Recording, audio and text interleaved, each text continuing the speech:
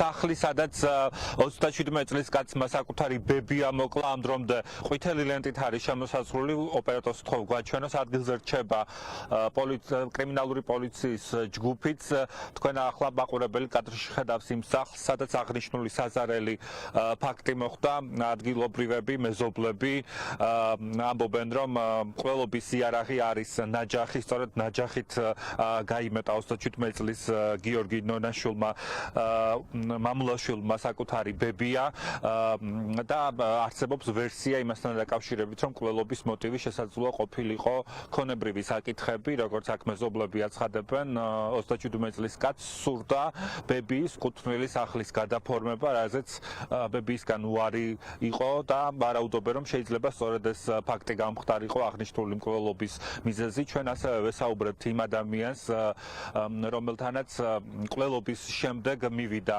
37 წლის კაცი, სატენი ტელეფონის დამტენის თხოვა მეზობელს და შემდეგ გაიქცა ყვირილით, რომ არავინ არ მომიკლავსო, ასეთი შეძახილებით. უკვე ამის შემდეგ პოლიცია დაედევნა მამაკაცს და გვიან ღამით სოფელში გასროლის ხმა გაიგეს სამჯერ, როგორც ჩანს, გამაფრთხილებელი გასროლა განახორციელეს შინაგან საქმეთა სამინისტროს თანამშრომლებმა, სანამ დააკავებდნენ აღნიშნულ პიროვნებას. ის ახლა წინასწარი დაკავების იზოლატორში იმყოფება და ელოდება ბრალის ოფიციალურად წარდგენას, რის შემდეგაც უკვე სასამართლომ უნდა იმსჯელოს აღკვეთის ღონისძიების საკითხზე.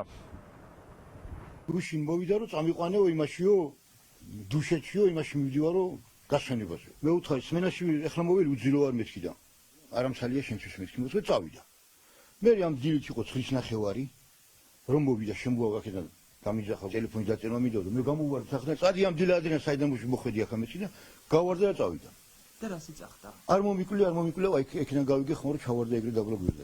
რაჭაში ცხოვრობდა ექალი და მე ახლა ტაქსაუბრები და წამიყვანია რაჭაში მაქალთან მივიყვანია ვიცი რომ ბაბო იყო. მეზობელი ქალი მაგისთვის უთქვია რომ ისო ხო არ მომიწერაო ხელსაო რაჭაში რო სახლი მაქვს რო საკუთარი ჩემიაო რო დასამტკიცებლად თუ მინდაო და ამას უთქვია მე რა ვიცი გაქო სახლიო რა ვიციო არაფერი. რა ეგ სახლი მაგისი არ არის სუსხვისა არის და უფრო ის სახლი იყო საქმე რა.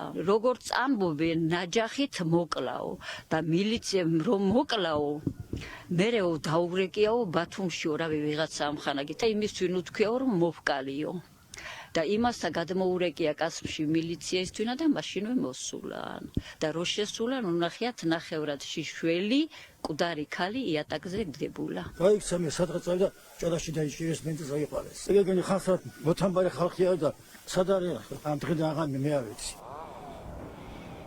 შვილიშვილის მიერ მოკლული არის ნანული გურგენიძე, რომლის ხედარსაც უტარდება ექსპერტიზა, რაც შეეხება დაკავებულს 37 წლის კაცს, დანაშაულის დამტკიცების შემთხვევაში 10-დან 15 წლამდე პატიმრობა ემუქრება.